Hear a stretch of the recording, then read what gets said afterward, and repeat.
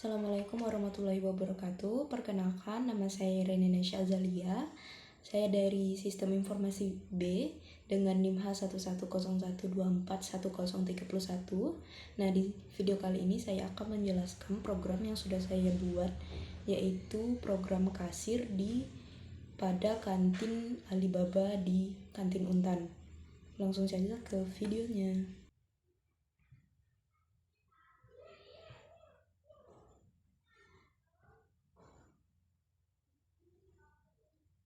Nah, di sini saya mulai dari pemakaian modul, yaitu di menu makanan dan minuman yang saya singkat menu min. Di sini saya menggunakan fungsi def untuk menamai di menu makanan dan minuman. List menu makanan itu ada 8 menu yang saya masukkan. Nah, kenapa saya memilih list? Karena kalau misalnya diinput satu-satu, maka nanti di fungsi selanjutnya maka akan diinput lagi.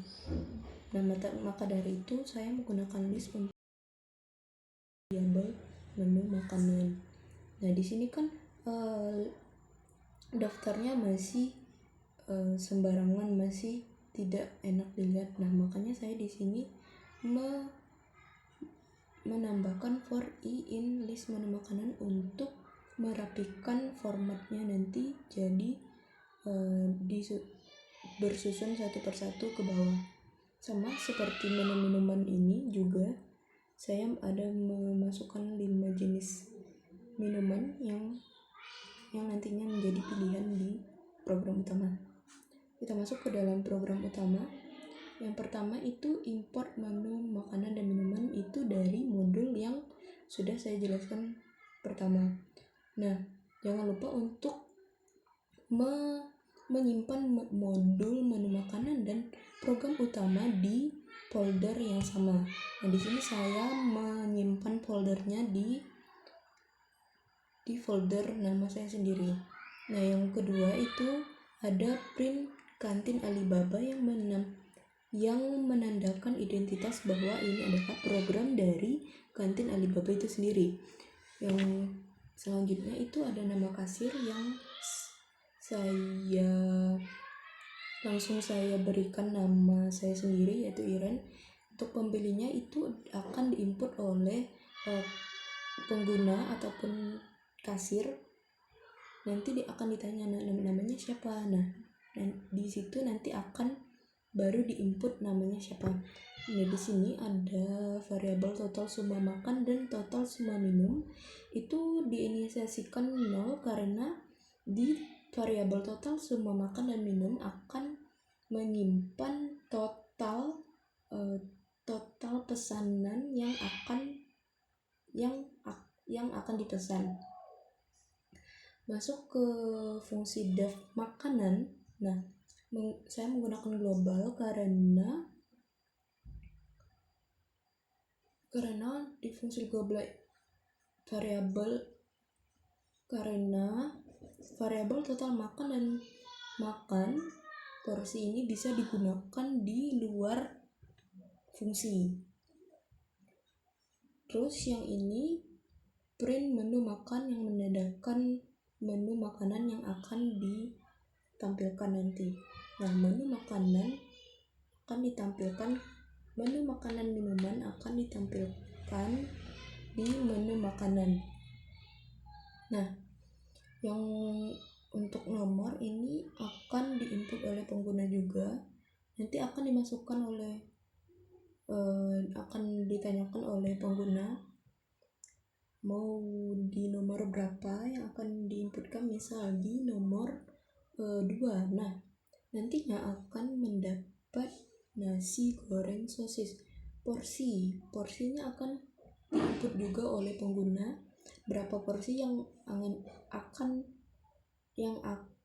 dibeli oleh pembeli.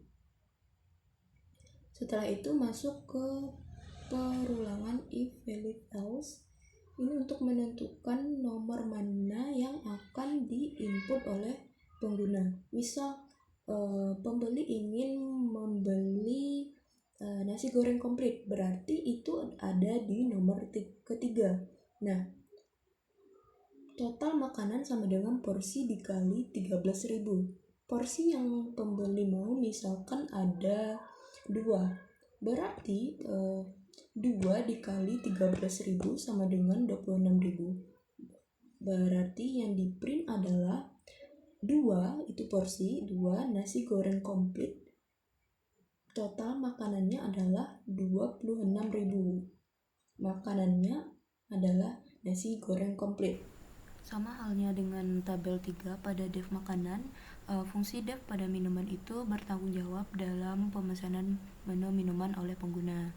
Terus yang variabel global pada total minuman, minum, dan gelas itu digunakan untuk mengakses dan modifikasi sehingga variabel itu tersimpan pada masing-masing file.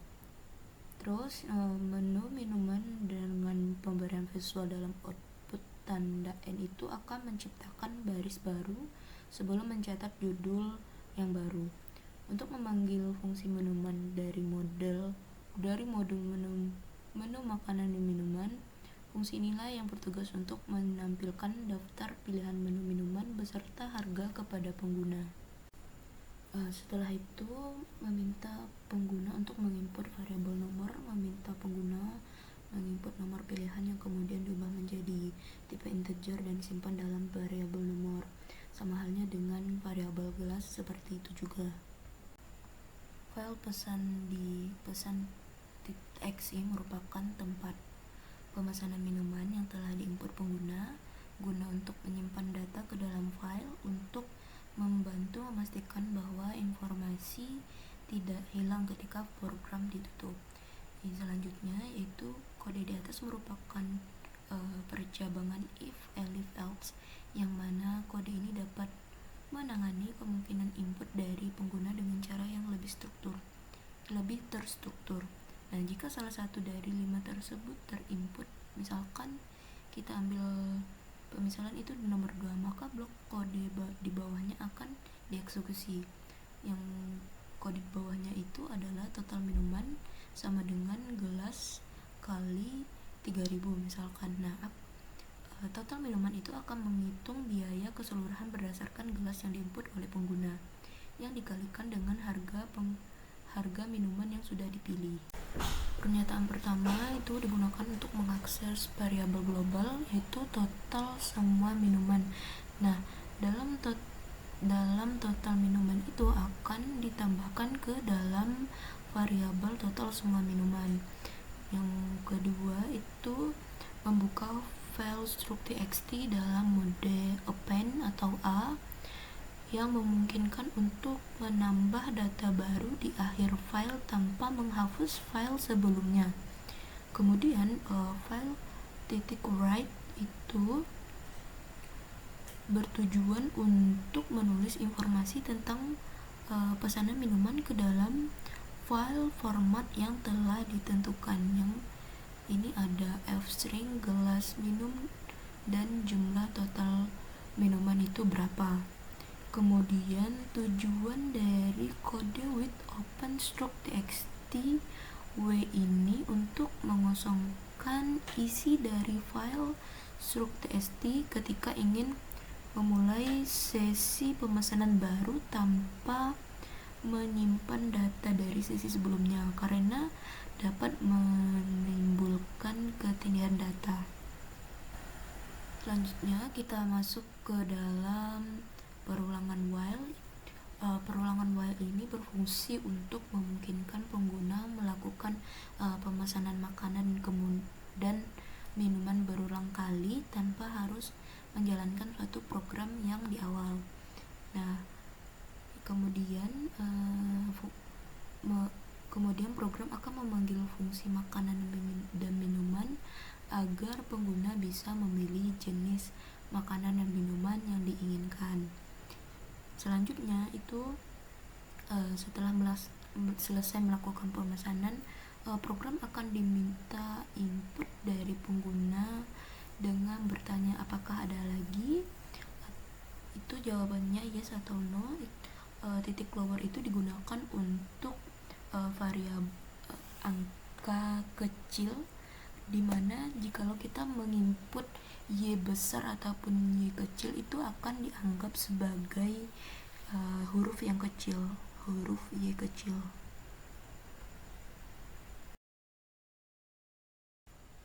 Inisiasi variabel dengan nilai 0 pada total semua itu adalah variabel yang digunakan untuk menyimpan total akhir dari seluruh pemesanan pembeli.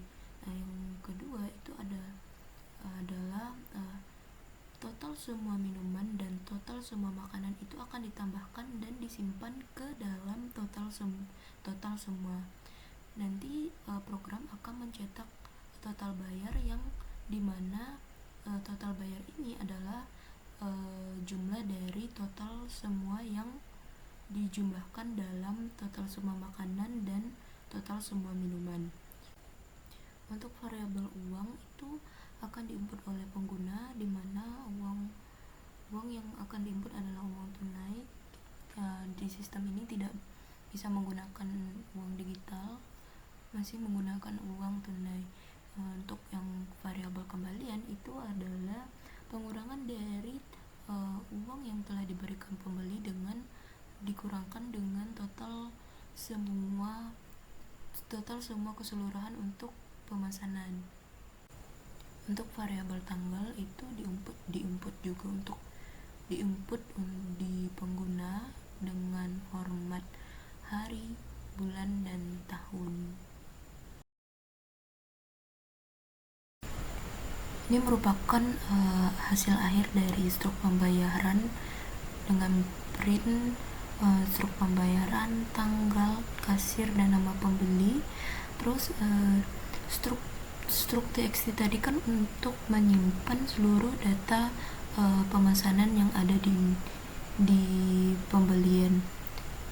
Nah, struk itu akan dibaca oleh program dan ditampilkan dalam struk pembayaran, sehingga di struk pembayaran akan ada rincian-rincian detail pesanan dengan nominal tagihan dan bayaran serta kembalian. Ini merupakan hasil akhir dari input dari pemesanan pembelian dan mencetak struk pembayaran yang telah